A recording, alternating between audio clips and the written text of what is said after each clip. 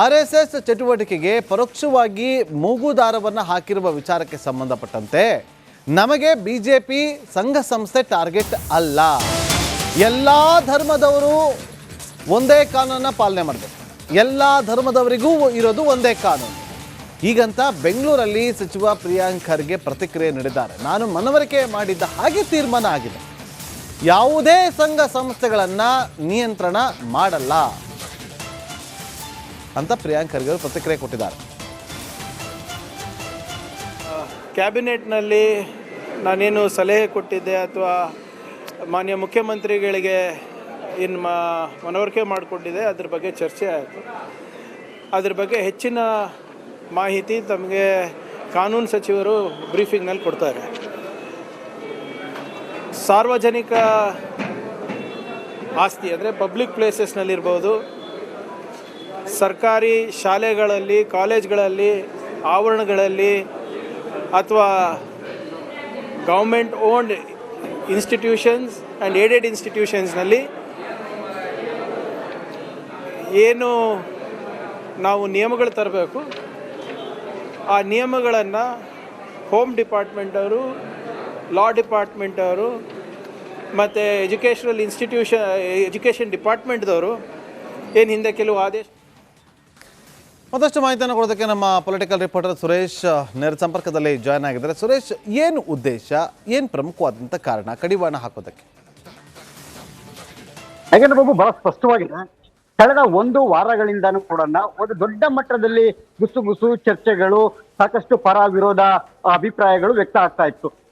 ನೇರವಾಗಿ ಹೇಳೋದಾದ್ರೆ ಇಲ್ಲಿ RSS ಚಟುವಟಿಕೆಗಳಿಗೆ ಏನಿದೆ, ಸಂಘ ಪರಿವಾರದ ಚಟುವಟಿಕೆಗಳು, ಶಾಲಾ ಕಾಲೇಜುಗಳು, ಮೈದಾನಗಳು ಅಥವಾ ಕೆಲವೊಂದು ಈ ಮುಜರಾಯಿಗೆ ಸಂಬಂಧಪಟ್ಟ ದೇಗುಲಗಳಿರುತ್ತೆ, ಅಲ್ಲಿ ಒಂದಷ್ಟು ಜಾಗ ಇರುತ್ತೆ, ಒಂದು ಗ್ರೌಂಡ್ ಇರುತ್ತೆ, ಅಂತಹ ಕಡೆಯಲ್ಲಿ ಅಥವಾ ಮಕ್ಕಳಿಗೆ ಆಟದ ಮೈದಾನ ಇರಬಹುದಕ್ಕಂಥದ್ದು, ಇದೆಲ್ಲವೂ ಸಾರ್ವಜನಿಕ ಪ್ರದೇಶ. ಇಂತಹ ಕಡೆನೇ ಹೆಚ್ಚಾಗಿ RSS ನ ಚಟುವಟಿಕೆಗಳು ಮಾಡ್ತಾ ಇರ್ತಕ್ಕಂಥದ್ದು. ಅಲ್ಲಿ ಸಭೆಯನ್ನ ಸೇರ್ತಕ್ಕಂಥದ್ದು, ಬೈಠಕಗಳನ್ನ ಕೂರುವಂಥದ್ದು, ಅಲ್ಲಿ ಪ್ರತಿದಿನ ಅಲ್ಲಿ ಪ್ರಾರ್ಥನೆಯನ್ನು ಮಾಡುವಂಥದ್ದು, ಈ ರೀತಿಯ ಕಾರ್ಯಕ್ರಮಗಳು ನಡೀತಾ ಇತ್ತು. ನೇರವಾಗಿ ಹೇಳೋದಾದ್ರೆ ಇತ್ತೀಚೆಗೆ ಕಾಂಗ್ರೆಸ್ ಸರ್ಕಾರ ಬಂದ ನಂತರ ಒಂದಷ್ಟು ಹಿಂದೂ ವಿರೋಧಿ ನೀತಿಗಳು, ಹಾಗೇನೆ RSS ನ ವಿರೋಧಿಯ ನೀತಿಗಳನ್ನ ಕೆಲ ಸಚಿವರು ಬಹಳ ಪ್ರಬಲವಾಗಿ ಆಕ್ಷೇಪವನ್ನು ಇಟ್ಕೊಳ್ತಾ ಬಂತಂದ್ರು. ಅದಕ್ಕೆ ಪೂರಕವಾಗಿನೇ ಈಗ ಪ್ರಿಯಾಂಕ್ ಖರ್ಗೆ ಅವರು ಕೂಡ ದೊಡ್ಡ ಮಟ್ಟದಲ್ಲಿ ಪತ್ರವನ್ನ ಬರೆದ ಸರ್ಕಾರಕ್ಕೆ, ಅದನ್ನ ದೊಡ್ಡ ಮಟ್ಟದಲ್ಲಿ ಕೂಡ ಪ್ರೊಜೆಕ್ಟ್ ಕೂಡ ಮಾಡಿದ್ರು. ಅಂದ್ರೆ RSS ಖಂಡಿತವಾಗ್ಲೂ ಕೂಡ ಇಲ್ಲಿ ನಮ್ಮ ರಾಜ್ಯದಿಂದಲೇ ಬ್ಯಾನ್ ಆಗ್ಬೇಕು ಅಂತಕ್ಕಂಥ ನಿಟ್ಟಿನಲ್ಲಿ ಪಕ್ಷದ ವೇದಿಕೆಯಲ್ಲೂ ಕೂಡ ಚರ್ಚೆ ಮಾಡಿದ್ರು. ಇದೇ ನಿಟ್ಟಿನಲ್ಲೇ ಇದೀಗ ಮುಖ್ಯಮಂತ್ರಿ ಸಿದ್ದರಾಮಯ್ಯ ಅವರನ್ನು ಕೂಡ ನಾವು ನಿನ್ನೆ ಕೂಡ ಬ್ರೇಕ್ ಮಾಡಿದ್ವಿ ಸುದ್ದಿಯನ್ನ ನಾಗೇಂದ್ರ ಬಾಬು. ಅದಕ್ಕೆ ಪೂರಕವಾಗಿ ಇವತ್ತು ಕೂಡ ಕ್ಯಾಬಿನೆಟ್ ನಲ್ಲಿ ಬಹಳ ವಿಸ್ತೃತವಾಗಿ ಚರ್ಚೆ ಆಗಿರ್ತಕ್ಕಂಥದ್ದು.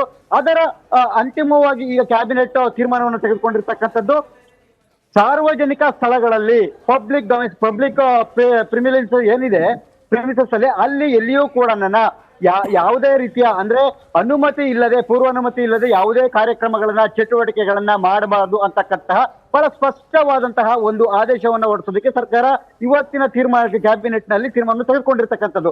ಹಾಗಿದ್ರೆ ಇಲ್ಲಿ ಹೆಸರನ್ನ RSS ಅಂತ ಹೇಳಿ ಎಲ್ಲಿಯೂ ಕೂಡ ಉಲ್ಲೇಖ ಮಾಡಿಲ್ಲ. ಬದಲಿಗೆ RSS ಅಂತ ಉಲ್ಲೇಖ ಮಾಡದೆ ಬದಲಿಗೆ ಸಾರ್ವಜನಿಕ ಸ್ಥಳದಲ್ಲಿ ಯಾವುದೇ ರೀತಿಯ ಚಟುವಟಿಕೆಗಳನ್ನ ಮಾಡದೇ ಇದ್ರು ಕೂಡ ಪೂರ್ವಾನುಮತಿ ಕಡ್ಡಾಯ ಅಂತಕ್ಕಂಥದ್ದು. ಹಾಗಿದ್ರೆ RSS ನವರು ಇರ್ಬೋದು, ಸಂಘ ಸಂಸ್ಥೆಗಳು ಅಥವಾ ಇನ್ಯಾವುದಾದ್ರೂ ಸಂಘ ಸಂಸ್ಥೆಗಳು, ಯಾವುದೇ ಸಂಸ್ಥೆಗಳು ಆದ್ರೂ ಕೂಡ ಯಾವುದೇ ಕಾರ್ಯಕ್ರಮ ಮಾಡಬೇಕು ಅಂತಂದಾಗ ಸ್ಥಳೀಯವಾಗಿ ಒಂದು SP ಅವ್ರದ್ದು ಅಥವಾ DCP ಅವ್ರದ್ದು ಅಥವಾ ACP ಅವ್ರದ್ದು ಒಂದಷ್ಟು ಇನ್ನು ನಿರ್ದಿಷ್ಟ ಮಾನದಂಡಗಳನ್ನ ಓಡಿಸ್ತಾರೆ. ಅದಕ್ಕೆ ಸಲಹೆ ಸೂಚನೆಗಳು ಕೂಡ ಬರುತ್ತೆ. ಆ ಸಂದರ್ಭದಲ್ಲಿ ಅವ್ರನ್ನ ಅನುಮತಿ ಕೇಳಬೇಕು. ಒಂದು ವೇಳೆ ಅಲ್ಲಿ ಅನುಮತಿ ನಿರಾಕರಣೆ ಮಾಡಿದ್ದೆ ಆದ್ರೆ ಅಲ್ಲಿ ಸಂಘದ ಚಟುವಟಿಕೆಗಳು ಮಾಡಕ್ಕಾಗೋದಿಲ್ಲ. ಈಗ ಏನಿದ್ರು ಖಾಸಗಿ ಸ್ಥಳಗಳಲ್ಲಿ ಮಾಡ್ಕೊಳ್ಬೇಕಾಗತ್ತೆ. ಸದ್ಯ ಈವರೆಗೂ ಕೂಡ RSS ನ ಕೆಲ ಚಟುವಟಿಕೆಗಳು ಏನ್ ನಡೀತಿದ್ದು ಬಹುತೇಕ ಸರ್ಕಾರಿ ಜಾಗಗಳಲ್ಲೇ ನಡೀತಾ ಇರ್ತಕ್ಕಂಥದ್ದು. ಸೊ ಈಗ ಅವೆಲ್ಲದಕ್ಕೂ ಕೂಡ ಇವತ್ತಿನಿಂದ ಕಡಿವಾಣ ಹಾಕೋದಕ್ಕೆ ಸರ್ಕಾರ ಮುಂದಾಗಿರ್ತಕ್ಕಂಥದ್ದು. ಇನ್ನು ನಾಳೆಯಿಂದ ಈ ಒಂದು ಆದೇಶ ಅಧಿಕೃತವಾಗಿ ಜಾರಿಗೆ ಬರುತ್ತೆ. ಸಂಬಂಧಪಟ್ಟ ಇಲಾಖೆಯವರು ಇದನ್ನ ಜಾರಿಗೆ ಮಾಡ್ತಾರೆ.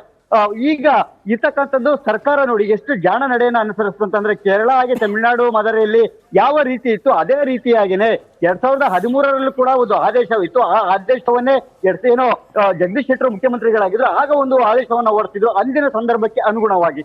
ಈಗ ಅದೇ ಆದೇಶವನ್ನೇ ಪೂರಕವಾಗಿ ಇಟ್ಟುಕೊಂಡು ಈಗ ಸಂಘ ಸಂಸ್ಥೆಗಳ ಸಂಘದ ಚಟುವಟಿಕೆಗಳು ಏನಿದೆ ಅವುಗಳಿಗೆ ನಿರ್ಬಂಧವನ್ನು ಹೇರಿರ್ತಕ್ಕಂಥದ್ದು. ಆದ್ರೆ ಹೆಸರನ್ನ ಹೇಳದೆ ಸಾರ್ವಜನಿಕ ಸ್ಥಳಗಳಲ್ಲಿ ಯಾವುದೇ ರೀತಿಯ ಚಟುವಟಿಕೆಗಳು, ಕಾರ್ಯಕ್ರಮಗಳು, ಆಕ್ಟಿವಿಟೀಸ್ ಏನಿದೆ ಇದೆಲ್ಲವೂ ಕೂಡ ಮಾಡಬೇಕು ಅಂತ ಪೂರ್ವಾನುಮತಿ ಕಡ್ಡಾಯ ಅಂತಕ್ಕಂಥದ್ದು. ಹಾಗಿದ್ರೆ ಈಗ RSS ನವರು ಏನಾದ್ರು ಹೋಗಿ ನಾವು ಬೈಠಕಗಳನ್ನ ಮಾಡ್ತೇವೆ, ಸಭೆಗಳನ್ನ ಮಾಡ್ತೇವೆ, ಪ್ರಾರ್ಥನೆಯನ್ನು ಮಾಡ್ತೇವೆ ಅಂತಂದ್ರೆ ಅನುಮತಿಯನ್ನು ಕೇಳಬೇಕಾಗತ್ತೆ ನಾಳೆಯಿಂದನ.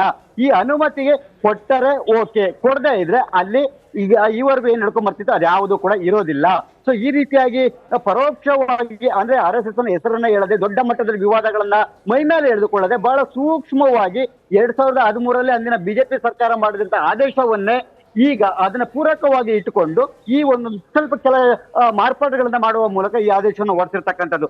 ಸದ್ಯ ಒಂದು ಕಡೆ ಪ್ರಿಯಾಂಕಾ ಖರ್ಗೆ ಅವರು ಇಟ್ಟಂತ ಹೆಜ್ಜೆ ಏನಿತ್ತು ಅದು ಸಕ್ಸಸ್ ಆಗಿರ್ತಕ್ಕಂಥದ್ದು. ಆದ್ರೆ ಈಗ RSS ಅನ್ನ ಬಹಳ ಪ್ರಬಲವಾಗಿ ಬೆಂಬಲಿಸಿದಂತ ಬಿಜೆಪಿ ನಾಯಕರ ನಡೆ ಈಗ ಮುಂದೆ ಯಾವ ರೀತಿಯಾಗಿ ಇರುತ್ತೆ ಅಂತಕ್ಕಂಥದ್ದು ಸಾಕಷ್ಟು ಕುತೂಹಲ ಇರ್ತಕ್ಕಂಥದ್ದು ನಾಗೇಂದ್ರ ಬಾಬು. ಯಾಕೆಂತಂದ್ರೆ ರಾಜ್ಯ ಸರ್ಕಾರದ ವಿರುದ್ಧ ಸಾಕಷ್ಟು ಟೀಕೆ ಟಿಪ್ಪಣಿಗಳನ್ನ ಮಾಡ್ತಾ ಇದ್ರು. ಆದ್ರೆ ಈಗ ನೇರವಾಗಿ ತನ್ನ ಮಾತೃ ಸಂಸ್ಥೆ ಇರ್ತಕ್ಕಂಥ ಏನು ತಾಯಿ ಸಮಾನ ಅಂತ ಹೇಳ್ತಾರೆ ಈಗ RSS ಅನ್ನ ಈಗ ಬ್ಯಾನ್ ಮಾಡೋದಕ್ಕೆ ಸರ್ಕಾರ ಮುಂದಾಗಿರ್ತಕ್ಕಂಥದ್ದು ಏನಿದೆ ಇದನ್ನ ಈಗ ಬಿಜೆಪಿ ನಾಯಕರು ಯಾವ ರೀತಿಯಾಗಿ ನೋಡ್ತಾರೆ ಅಂತಕ್ಕಂಥದ್ದು ಈಗ ಬಹಳ ದೊಡ್ಡ ಮಟ್ಟದ ಪ್ರಶ್ನೆ ಇರ್ತಕ್ಕಂಥದ್ದು. ಯಾಕೆಂತಂದ್ರೆ ಮಾಡಿದ್ದೆ ಆದ್ರೆ ತಾಕತ್ತಿದ್ರೆ ಅಂತಕ್ಕಂಥ ಎಲ್ಲ ಪ್ರಶ್ನೆಗಳನ್ನ ಮಾಡಿ ನೋಡಿ ಅಂತಕ್ಕಂತಹ ಒಂದು ಸವಾಲನ್ನ ವಿರೋಧ ಪಕ್ಷ ನಾಯಕರು.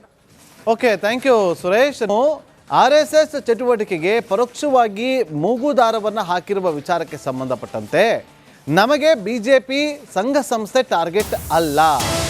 ಎಲ್ಲ ಧರ್ಮದವರು ಒಂದೇ ಕಾನೂನನ್ನ ಪಾಲನೆ ಮಾಡಬೇಕು, ಎಲ್ಲ ಧರ್ಮದವರಿಗೂ ಇರೋದು ಒಂದೇ ಕಾನೂನು. ಈಗಂತ ಬೆಂಗಳೂರಲ್ಲಿ ಸಚಿವ ಪ್ರಿಯಾಂಕ್ ಖರ್ಗೆ ಪ್ರತಿಕ್ರಿಯೆ ನೀಡಿದ್ದಾರೆ. ನಾನು ಮನವರಿಕೆ ಮಾಡಿದ್ದ ಹಾಗೆ ತೀರ್ಮಾನ ಆಗಿದೆ, ಯಾವುದೇ ಸಂಘ ಸಂಸ್ಥೆಗಳನ್ನು ನಿಯಂತ್ರಣ ಮಾಡಲ್ಲ